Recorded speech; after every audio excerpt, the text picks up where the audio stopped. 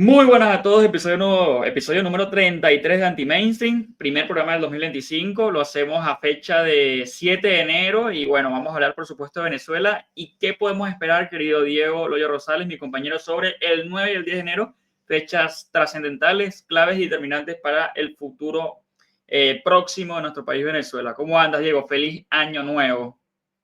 Manuel, feliz año, feliz Navidad, felices Reyes a todos los que nos están sintonizando. Tuvimos que adelantar el programa, por supuesto, por las noticias que hay en Venezuela, en el cual va a haber una manifestación este 9 de enero convocada por María Corina Machado, Edmundo González Urrutia y el resto de los opositores que siguen buscando que se respete la voluntad popular, la elección del 28 de julio del año pasado.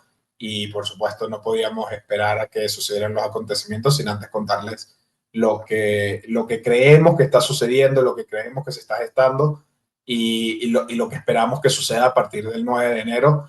Digo a partir del 9, el 10 es cuando constitucionalmente el nuevo presidente debería ser juramentado. No sabemos qué es lo que va a pasar el 10 de enero a consecuencia de lo que suceda el 9 de enero, ni sabemos lo que va a pasar con certeza los días siguientes, pero queríamos analizar un poco cuál es la situación actual entre la gira internacional de Edmundo González Urrutia y la planificación de manifestación ya de calle dentro de Venezuela.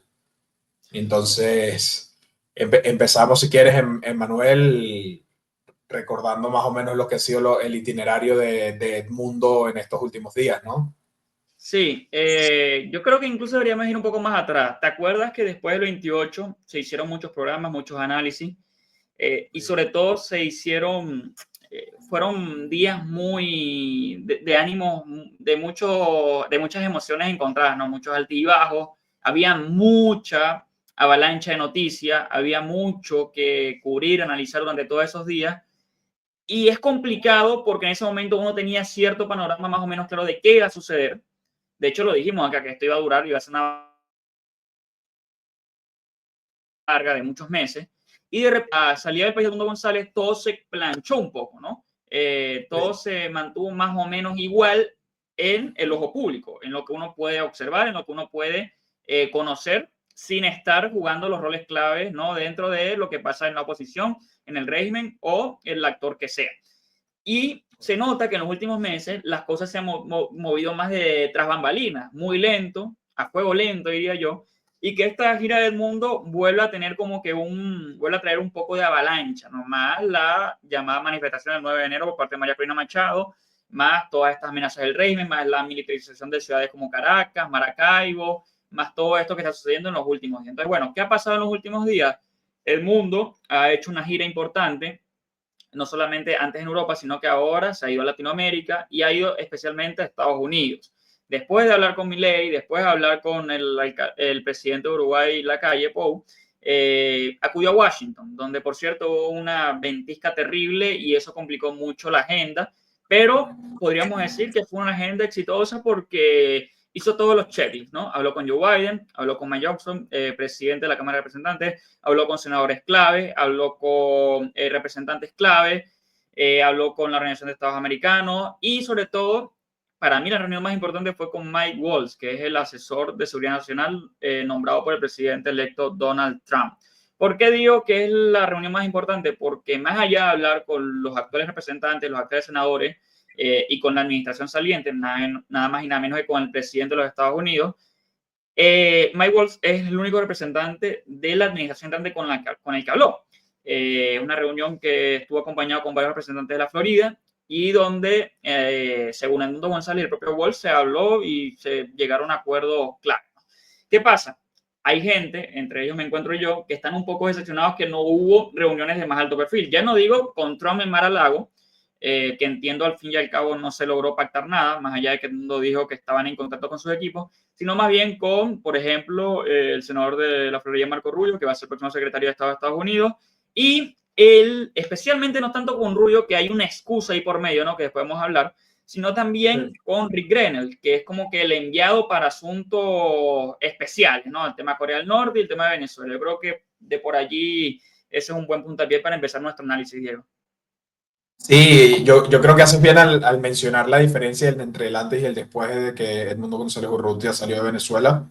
Y la verdad es que ahora estamos empezando a ver ciertos resultados de esa planificación posterior al exilio de Edmundo dentro del panorama no solamente internacional, sino también nacional. Porque, bueno, en estos momentos Edmundo González Urrutia está en camino a Panamá, o creo que ya llegó a Panamá, para cuando ustedes estén viendo esta grabación, ya va a haber llegado a Panamá y de ahí pasará a República Dominicana. Y entonces estamos viendo que empieza a acercarse poco a poco a Venezuela, como si fuera una planificación ya preestablecida, ir tocando puertas de los aliados más importantes y al mismo tiempo irse acercando a Venezuela a medida que se acerca el 10 de enero, que es cuando constitucionalmente González Urrutia debería tomar posesión de la presidencia si en Venezuela existiera un Estado de Derecho y un hilo constitucional que realmente dudamos mucho de su existencia, por no decir que no existe en lo absoluto. El tema internacional es que así como pensábamos que se había apagado un poco la situación de Venezuela, precisamente porque la gira internacional previa por Europa había tenido poco impacto mediático y poco éxito diplomático, tenemos que decir que la gira, a partir de su traslado hacia este lado del océano, la gira de Edmundo González Urrutia ha tenido una repercusión muchísimo más importante de la que yo personalmente esperaba. Por eso es que a mí no me preocupa tanto lo que te preocupa a ti, Emanuel, cuando dices que no hubo reuniones con Marco Rubio. Para los que no saben, es posible que una reunión con Marco Rubio en funciones como jefe de Departamento de Estado previa a la toma de posesión de Trump y de la confirmación de Marco Rubio como justamente jefe del Departamento de Estado, podría ser hasta ilegal. Es una interpretación muy, muy, muy específica de una cosa que se llama el Logan Act y que realmente no necesariamente es así y en ocasiones y contextos diferentes realmente no se ha aplicado. Pero bueno, esa es una excusa que empezaron a utilizar muchas personas allegadas al Al equipo equipo de de Trump. Edmundo González Urrutia para decir que no se podían entrevistar. Para mí, la decisión es meramente política, no tiene Claro, nada que ver desde un punto de vista legal. Para mí, tienes dos presiones. Por un lado, recordemos que la administración Trump en su primer mandato se quemó con Venezuela por culpa, voy a decir en gran parte, creo que totalmente, de los fallos, los titubeos y los errores del gobierno interino de Juan Guaidó y compañía. Yo no creo que la administración Trump quiera volver a pasar por esa situación y entonces creo que están siendo más precavidos de lo esperado con Venezuela, por lo menos desde el punto de vista público, para evitar que le suceda lo mismo que le sucedió con Juan Guaidó, en el cual efervescentemente apoyaron su presidencia interina y sencillamente no sucedió absolutamente nada. Entonces yo creo que así como tú y como yo, Emanuel, y como todos los venezolanos que estamos dentro y fuera de Venezuela, la administración Trump está esperando ver qué pasa dentro de Venezuela este 9 y 10 de enero. Pero hay otra cuestión, y la otra cuestión es que el proceso de confirmación de Marco Rubio es un proceso bastante político en el cual cualquier error previo a la confirmación podría generar una piedra en el camino. sí. Y hemos visto, tanto del Partido Demócrata como del Partido Republicano, personas que no quieren que Estados Unidos se involucre en Venezuela. El representante, ahorita se me olvidó el nombre, Manuel, el representante Bernie recién Moreno. electo de Ohio, exacto, mencionando que se podía pactar con Maduro y que seguramente Trump se iba a entender con Maduro. Una persona que, a pesar de ser republicana, no tiene absolutamente nada que ver con la administración entrante y que está siendo electo por primera vez, si mal no recuerdo, para el Senado, para el puesto justamente de J.D. Vance. Pero sabemos lo que representa esa voz. Esa voz no es necesariamente una voz que determine cuál va a ser la política de administración, pero sí representa una señal de que hay ciertas personas que podrían ponerle trabas en el camino a Marco Rubio, más allá de los demócratas que apoyan implícitamente a Nicolás Maduro. Entonces, creo que esa es mi lectura de la gira. De la gira en general es que diplomáticamente ha generado mucho impacto, mediáticamente aún más impacto, y en particular la parada en Estados Unidos cumplió con lo mínimo requerido. Entrevista con Joe Biden dentro de la Casa Blanca oficial, dándole un apoyo institucional a Edmundo, a María Corina y al resto de los venezolanos que queremos un cambio que traspasa las barreras partidistas en Estados Unidos. Y esa señal, para mí, se fortalece precisamente por lo que está pasando dentro de Venezuela, por el mensaje de María Corina y por la reacción del régimen en los últimos días, militarizando muchas ciudades, Caracas, Maracaibo, etcétera, Valencia, militarizando muchas ciudades en Venezuela. Entonces, Emanuel, ¿tú qué crees de verdad? ¿Que esta reacción del régimen es un bluff nuevamente? ¿Que están reaccionando a la gira internacional del mundo o es que hay otra cosa por detrás que no estamos viendo?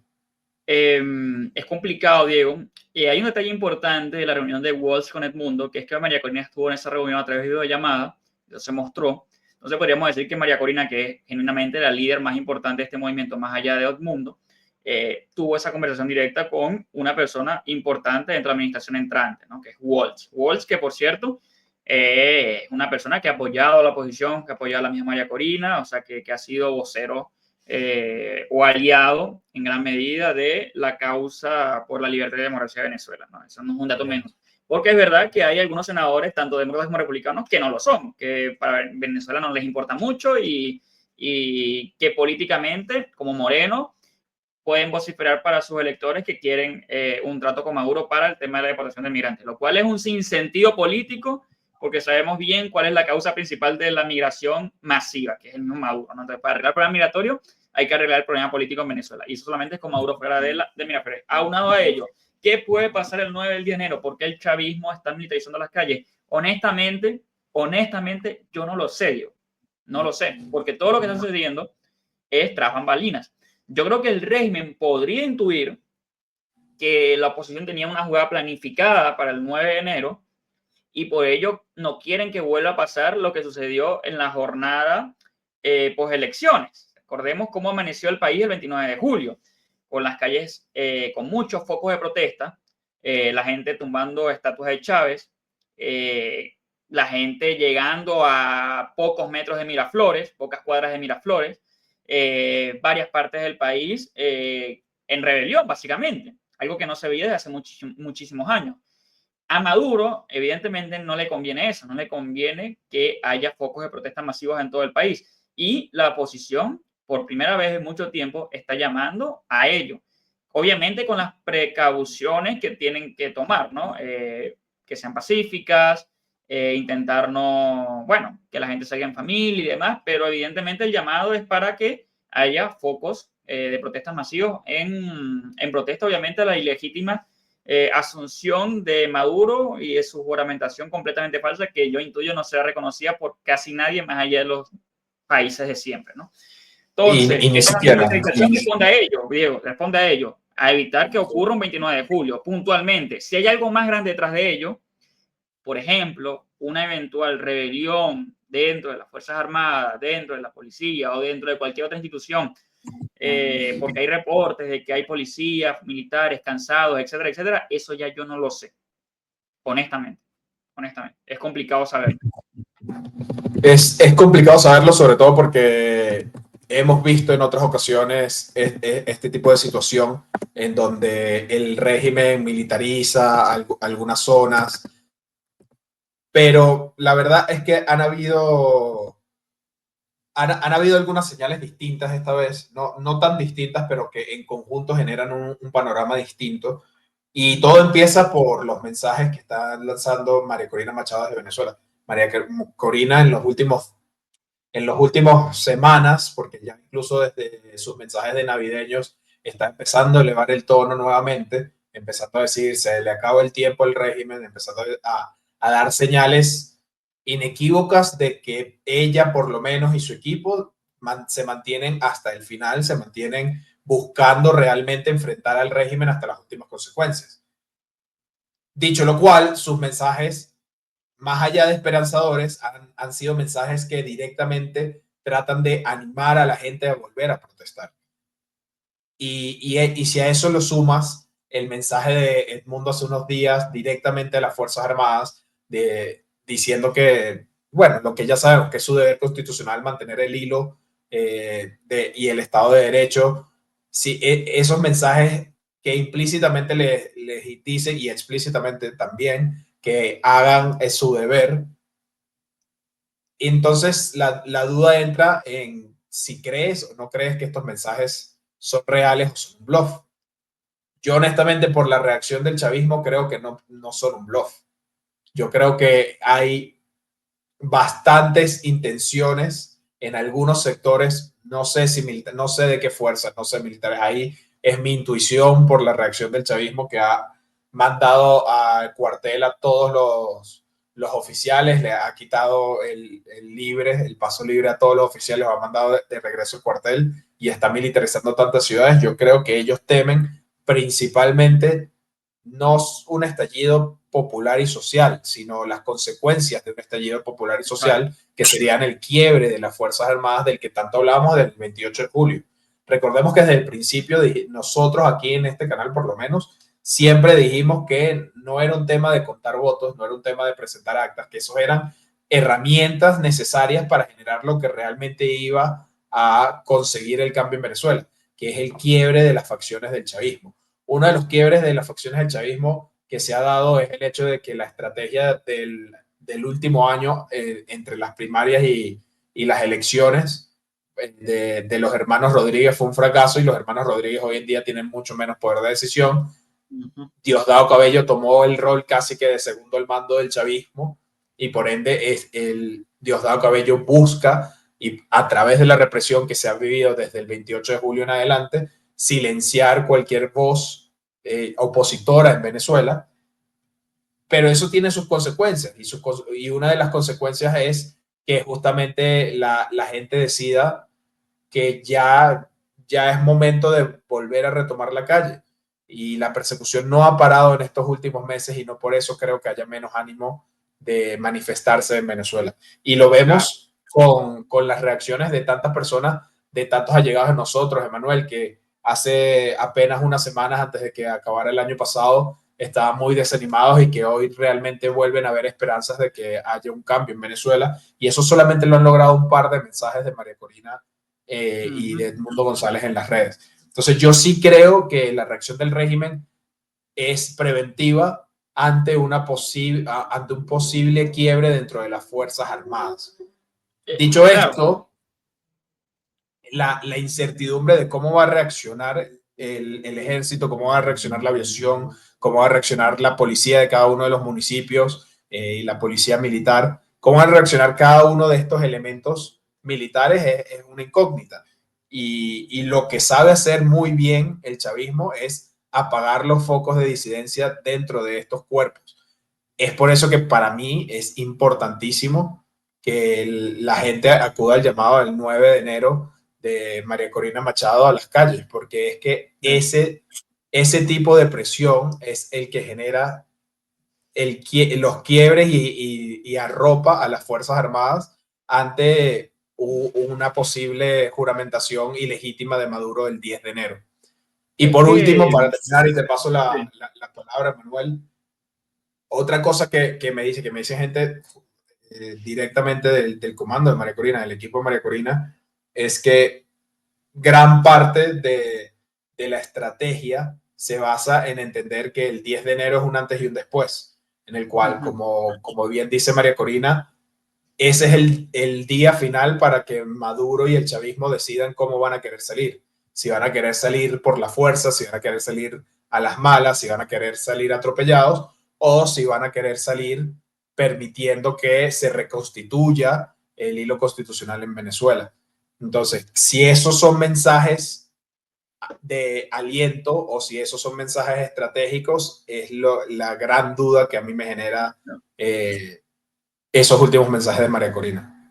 Mira, aquí nadie se chupa el dedo y vamos a ser francos. Obviamente hace rato el chavismo eligió cómo va a salir del poder, ¿no? Y eso va a ser por la vía mala, por la vía de la fuerza. Ellos no van a entregar eh, la presidencia ni las instituciones después de todo lo que han hecho, después de asesinar, torturar, apresar, perseguir y amedrentar a la oposición. ¿Qué pasa? Hasta ahora hay factores en la comunidad internacional que apuestan a que eso suceda. Insólito, cada vez son menos esas voces, pero es así. Ya ni siquiera es por ingenuidad, ya es una cuestión de intentar mantener cierta diplomacia que en realidad es complicidad con la dictadura de Maduro, por ejemplo, lo que sucede en México, ¿no? Con Chaibón. ¿A qué voy con esto? Es clarísimo que el chavismo va a querer atrincherarse y eventualmente luchar para no salir de Miraflores. Y la única forma, y esto lo hemos dicho en millones de ocasiones, que esto pueda servir o que pueda funcionar es que haya cierto poder de coerción por parte de la oposición. Es decir, que haya factores dentro de la institucionalidad militar que apoye el hilo constitucional y apoye, por ende, a la juramentación de Edmundo González. ¿Cómo se logra ello? Con gente en la calle. ¿Cómo vamos a lograr un quiebre militar de una dictadura sin gente en la calle? Es netamente imposible. Es un gran riesgo. Evidentemente es un gran riesgo. Ahí te expones a dar tu vida, dar tu libertad, hacerle pasar muy malos ratos a tu familia, hacerte pasar muy malos ratos a ti mismo, pero es una realidad. Sin gente en la calle, esto no va para ningún lado. Hemos visto cómo sucedió lo del 28, el post-28 de julio, cómo un día estábamos todos alebrestados por la cantidad de gente que había, por la cantidad de focos de protesta que había, y cómo en las otras manifestaciones, mucho menos multitudinarias, mucho menos organizadas, en gran parte debido a la fuerte represión contra los activistas que hubo en todos esos meses, pasábamos a la desilusión absoluta. Entonces, el 9 de enero es una fecha trascendental justamente para ellos. Si la gente sale en masa y hay organización y se logran muchos focos de protesta, ahí ya hay posibilidades de que pueda haber un cambio político en Venezuela. Si eso no existe, yo dudo mucho de que exista esa intensidad, ¿no?, que se necesita para un quiebre. Eso es lo complicado. Es por eso que yo creo que esta gira, el momento, los mensajes, la dirección en la que ha ido la dirigencia en las últimas semanas, son auspiciantes, por lo menos, estratégicamente auspiciantes. Que funcione o no, eso ya es otro tema. Y vamos a ver si realmente se ha hecho el trabajo. Ya, a mí me consta que se ha intentado. No sé si el trabajo ha sido exitoso y con el trabajo me refiero a los acercamientos a las personas indicadas para que los quiebres se den. Porque primero, este tipo de manifestaciones masivas no se dan de la noche a la mañana. Sabemos que María Corina y su equipo tienen meses planificando por algo la puerta giratoria de los presos políticos, porque hace unos días salió la noticia de que estaban liberando ciertos presos políticos, por lo cual me alegro muchísimo. Hoy volvieron a meter dirigentes de 20 Venezuela presos en varios estados y están buscando a muchos otros. Están amedrentando nuevamente a la madre de María Corina Machado en su casa, metieron preso al yerno de Edmundo González Urrutia. O sea que así como ese tipo de señales lo que indican es que parte del plan del chavismo no se está dando, porque el chavismo amedrenta a esta gente y apresa a esta gente precisamente para decirles con un mensaje bastante explícito a María Corina y a todos los demás de quédense quietos o si no vamos a seguir apresando y torturando y los vamos a seguir buscando. Yo creo que la respuesta, por lo menos desde el punto de vista público, ha sido muy buena en el aspecto de que María Corina dijo ya claramente si algo le llegara a pasar a ella, la instrucción para su equipo y el mensaje para el resto de Venezuela es que la libertad de Venezuela no se negocia. Claro. Eso es lo mínimo que podemos esperar de un líder o una líder en esta situación de enfrentarse contra la dictadura, es que no negocie los objetivos de todos los venezolanos para conseguir algo de paz o algo de libertad fuera del país. Pero bueno, como te estaba diciendo, ahí veremos el resultado. A partir del 9 de enero veremos el resultado desde el punto de vista de la planificación de cómo salir en la calle, desde el punto de vista de cuáles han sido los contactos o los acercamientos exitosos que se hayan dado. Pero también veremos algo que a mí me parece muy importante recalcar, que es quién tiene más capacidad de resistencia. Sí. Y esto fue un grave error del 28 de julio. Nosotros lo dijimos antes del 28 de julio, lo repetimos pues el 28 de julio, y yo lo quiero decir otra vez con respecto al 10 de enero. No piensen que las fechas son inmediatas. No piensen Claro. que el 9 de enero, incluso si se llega a haber una manifestación muy exitosa en todo el país, que el 10 de enero va a amanecer una situación totalmente distinta. Mi esperanza es que sí.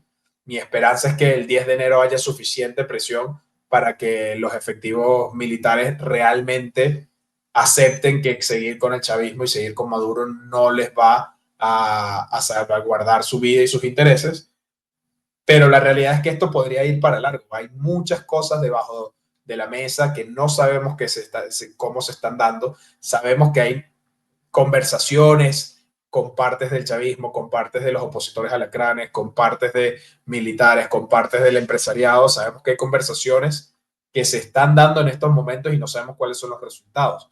Entonces, no pongan la esperanza nuevamente en una salida rápida, que ya Sí. el 11 de enero vamos a amanecer en democracia. Yo creo que la situación, el principal factor de éxito es qué tanto se va a poder aguantar una situación álgida nuevamente. No sé si tengamos la gasolina para mantenernos meses en la calle, no lo creo, pero tampoco creo que el régimen tenga la gasolina para mantenerse meses reprimiendo. Mira, ¿Quién se va a cansar primero? No lo sé. algo interesante, Diego, es que la fecha del 9 de enero como manifestación es estratégicamente muy válida, porque un golpe para el chavismo simbólico no solamente sería una manifestación grande, sino evitar, por ejemplo, una toma de posesión de Maduro, que seguramente va a ocurrir en normalidad. Si la situación es tan crítica que Maduro no llega a juramentarse el 10 de enero, eso sería un fracaso, un golpe tremendo para el chavismo, por ejemplo. Si la toma de posesión se da, pero en un contexto complicado, raro, enrarecido, sin tranquilidad, también es un golpe para el chavismo. Si la toma de posesión ocurre en total normalidad, con las calles completamente apaciguadas, con los militares presentes, con todos ellos celebrando, con ciertas caras importantes allí, es un golpe para la oposición. Ahí estamos claros en esos escenarios. Los tres perfectamente plausibles viendo las cosas que están sucediendo. ¿Cuál sería otro golpe simbólico? El chavismo ha amenazado a Edmundo González y a los 11 expresidentes que en teoría van a acompañar a González en su entrada a Venezuela. Si esos 11 expresidentes están realmente dispuestos a entrar a Venezuela y a arriesgar su integridad física, arriesgándose incluso a ser apresados, para luego ser negociados como fichas de canje, también es un golpe simbólico, porque si el mundo entra con esos 11 presidentes, ¿qué significa esto? Que el chavismo no tiene controladas las fronteras, que el chavismo no tiene controlado la territorialidad, que posiblemente haya gente, funcionarios dentro de las fuerzas del orden que no están dispuestos a acatar órdenes de los superiores chavistas. Eso también sería un golpe simbólico. Todas estas cuestiones se van a definir en próximas horas. ¿Qué va a suceder? No lo sabemos, pero son cuestiones que uno tiene que tener en cuenta para saber qué es positivo y qué es negativo para la causa, ¿no? Sí, y qué va a suceder con justamente la toma de posesión de Maduro con respecto a la reacción de la gente, porque una de las cosas, yo lo comentaba el otro día en privado con algunos compañeros y algunos del comando, de hecho, de algunas personas conocidas del comando, que a mí lo que más me sorprendió de la llamada del 9 de enero es que obviamente todos esperábamos que el llamado a la calle fuera el 10. ¿Por qué el Claro. 9? ¿Por qué el 9? ¿No? Y el 9 yo creo que tiene varias razones. La primera y principal para mí es un tema de generar presión continuada. O sea, si empiezas desde el 9, el 10 tienes la posibilidad de, frente a la juramentación, volver a reaccionar. Y entonces ya tienes varios hitos continuados. Segundo, y estos son solamente ni siquiera rumores, pero digamos, algunos comentarios debajo de mesa que se hacen, es que es necesario que haya una situación de impacto el 9 de enero para justificar las movidas que se van a hacer de cara al 10 de enero de la juramentación de Maduro. Sí. Entonces, a mí el llamado del 9 de enero me sorprendió y me pareció una decisión acertada desde el punto de vista estratégico. De acuerdo. Pero es un riesgo porque precisamente, así como si puedes utilizar la juramentación de Maduro, que probablemente la van a intentar hacer bastante temprano en la mañana, así puedes también generar algo de desilusión nuevamente. Y como estábamos diciendo antes, lo más importante para mí, o uno de los factores más importantes para mí, es la capacidad de mantener el pulso en la calle, más allá de lo que suceda el 10 de enero en Miraflores. Sí, Pero hay muchos rumores, hermano. La verdad es que es una semana de mucha incertidumbre en la cual mi única lectura con certeza es que aquellas personas que estaban criticando a María Corina Machado y a su estrategia se siguen quitando la careta y mostrando como personas que realmente prefieren tener la razón y que los venezolanos sufran a equivocarse y que los venezolanos sean libres realmente. Ese es mi mira, único análisis certero, que la verdad cada vez es más fácil demostrar quiénes quieren realmente la libertad de Venezuela y quiénes quieren sencillamente una jaula más cómoda con el chavismo. Más mira, allá de eso, hay muchos que se llenan la boca de realpolitik, ese término, ¿no? Hablando de que el realismo se va a imponer y que toda la realidad se va a imponer el 10 de enero y que esa realidad ellos inciden es que Maduro se va a juramentar y que la oposición va a fracasar en su estrategia, ¿no? Esa es lo que ellos dicen y ellos, para ellos es una ridiculez llamar el 9 de enero a las calles justamente porque para ellos el 10 de enero va a suceder inequívocamente. Yo la verdad no lo sé, honestamente. Y me parecería una muy mala estrategia realpolitik por parte de la oposición no hacer algo el 9 de enero. Entonces, al final es una cuestión de qué pones en la balanza, arriesgarte, porque todo es un riesgo, o dejar que suceda la juramentación. Yo creo que la enorme mayoría de los venezolanos prefiere la opción de que la oposición se arriesgue. Incluso yo creo que aquellos que no quieren salir el 9 de enero prefieren que la oposición se arriesgue y ver qué sucede. Yo creo que hay mucha gente que puede cambiar de opinión sobre salir o no salir el 9 de enero dependiendo de cómo se comporte una buena parte del país. Ni siquiera digo la mayoría, solamente una buena parte. Obviamente todo es un riesgo. En estas situaciones, cualquier acción de María Corina, González, el exilio, el no exilio, el ir a la clandestinidad, el no ir a la clandestinidad, el meterse a una embajada, el no meterse a una embajada, es una cuestión de riesgos constantemente. La oposición se ha equivocado muchísimo en muchos años, pero esta dirigencia ha tenido éxitos. Y el chavismo durante este último proceso de los últimos 2 años ha tenido también muchas equivocaciones. ¿Quién quita que en las horas decisivas el chavismo no comete equivocaciones? ¿Por qué tenemos que pensar que el chavismo es un sistema perfecto que siempre va a hacer la jugada precisa? Que nunca se van a no, equivocar. y no solamente se han equivocado, sino que además yo honestamente creo que se equivocan al militarizar ciertos sectores de Caracas, de Maracaibo, con tanta anticipación. El mayor éxito en cuanto a crear terror psicológico con la gente que tuvo el chavismo no fue militarizando, no fue mostrando una fuerza con alcabalas, con militares, con policías, etcétera, en la calle. Fue atacando a las casas de los dirigentes, atacando a las casas de las personas que estuvieron dentro de los centros de votación leyendo los resultados verídicos después certificados por las actas de María Corina. Ese fue el momento en el que ellos psicológicamente mayor impacto, no voy a decirlo positivo, pero mayor impacto beneficioso para su causa, que es la de mantenerse en el poder, tuvieron. ¿Por qué ahorita cambian de estrategia? ¿Por qué ahorita están tratando de mostrar una fuerza en la calle? ¿Por qué ahorita están acuartelando a los militares? ¿Qué es lo que realmente están buscando hacer?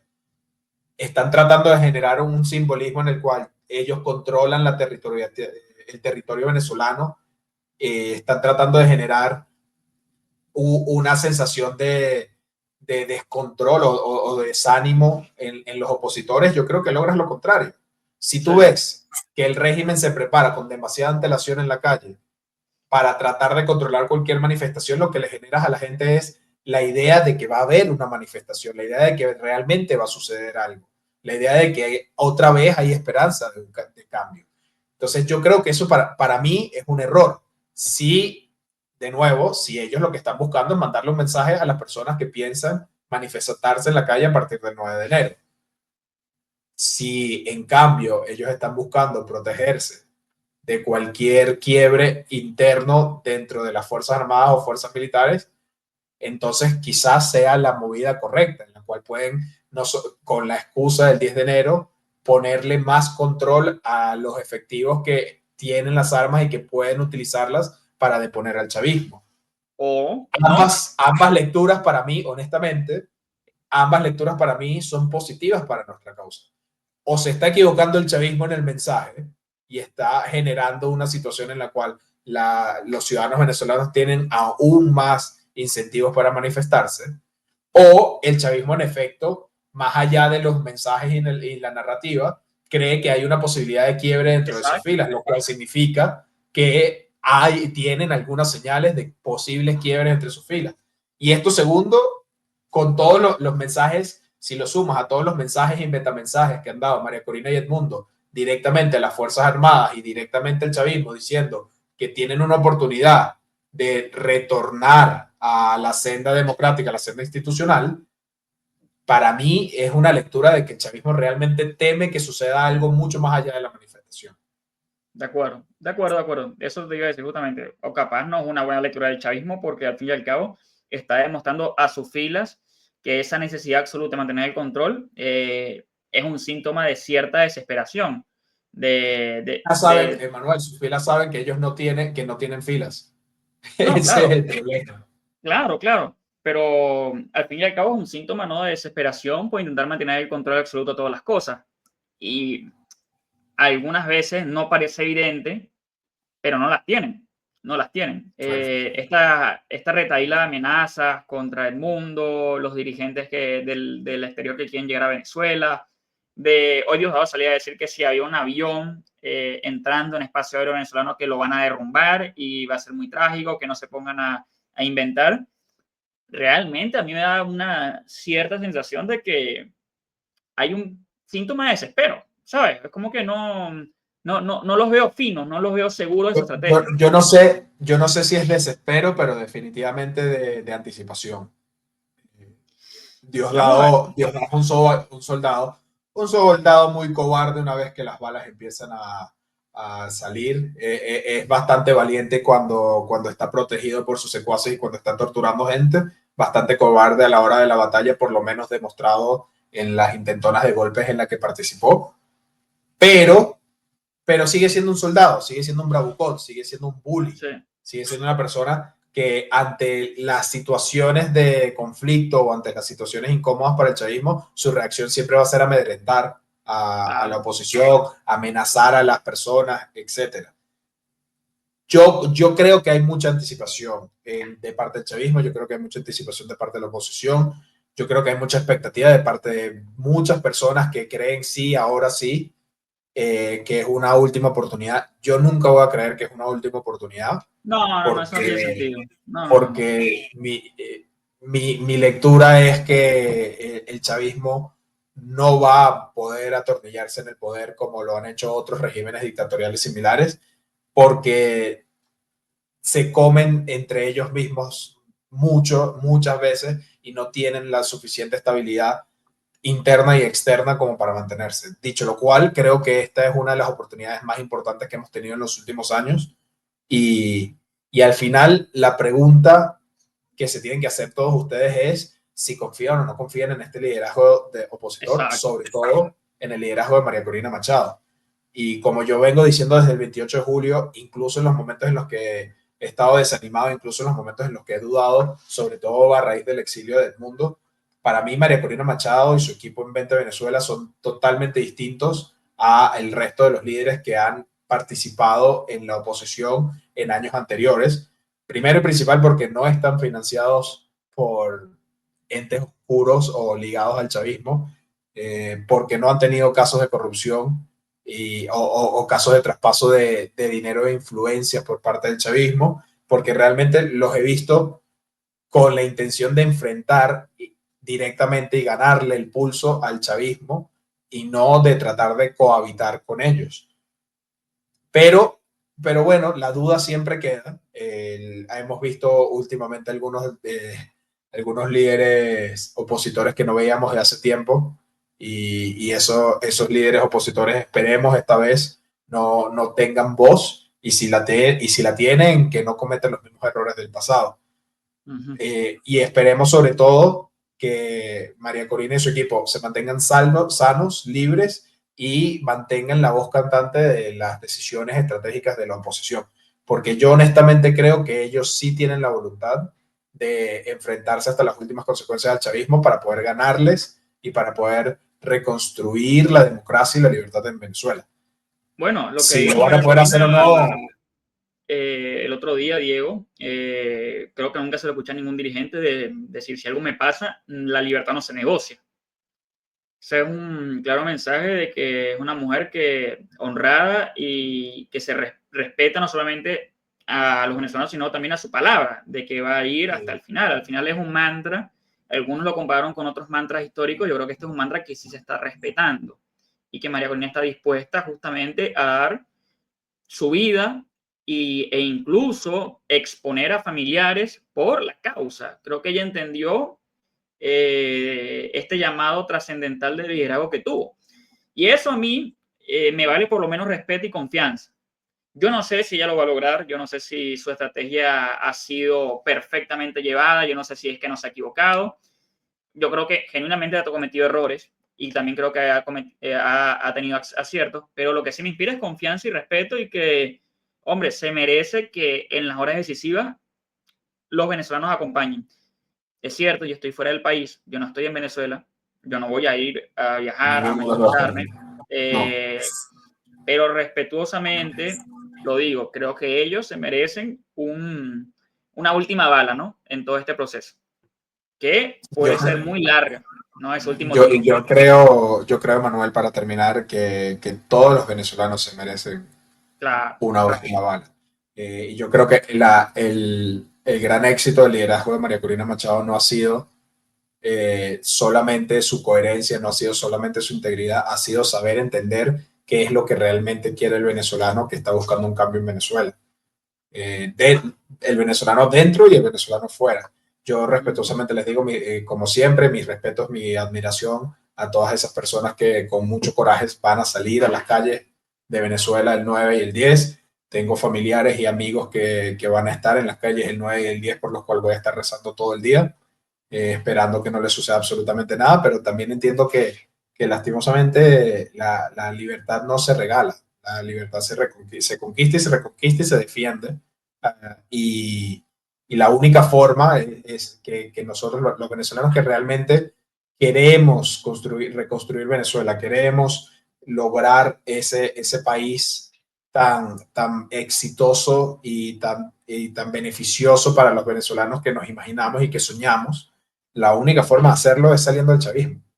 Cualquier persona que les diga que hay alguna forma de crecer, hacer que el país crezca con el chavismo en el poder, es una persona que tiene intereses en mantener al chavismo para sus propios beneficios y que no le importa que el país se muera de hambre. Cualquier persona que les diga que hay alguna forma de negociar desde el punto de vista de algún acuerdo nacional para el desarrollo económico, para que el chavismo reparta cierto poder, no ha entendido que el chavismo no reparte poder, el chavismo amasa el poder, el chavismo mantiene el poder y el chavismo va a buscar controlar tiránicamente todas las cuotas de poder posible hasta las últimas consecuencias para ellos.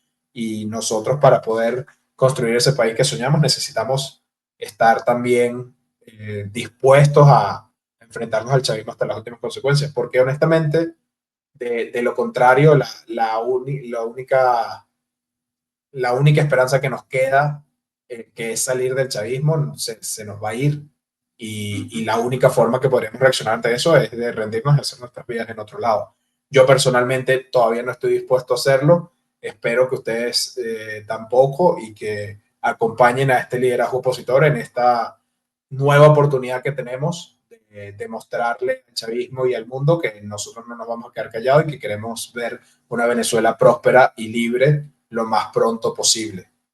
De acuerdo, Y Diego, de acuerdo. por último, Emanuel, esperar que